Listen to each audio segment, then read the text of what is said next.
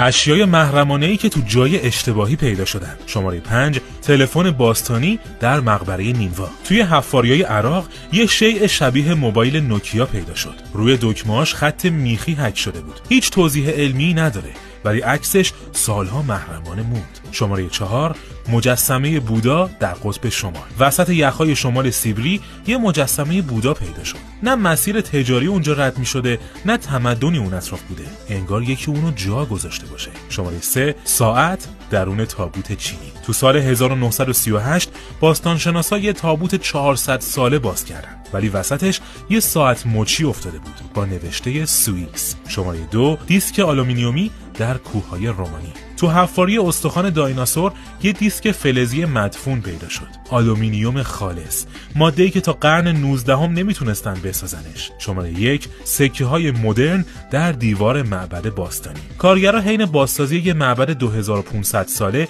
سکه‌های آمریکایی پیدا کردن، چند قرن قبل از اینکه آمریکا اصلاً وجود داشته باشه. به نظر شما اینا کشفیات واقعی انسانن یا خبرایی که با اهداف خاص منتشر شدن؟ توی کامنت‌ها برامون بنویسید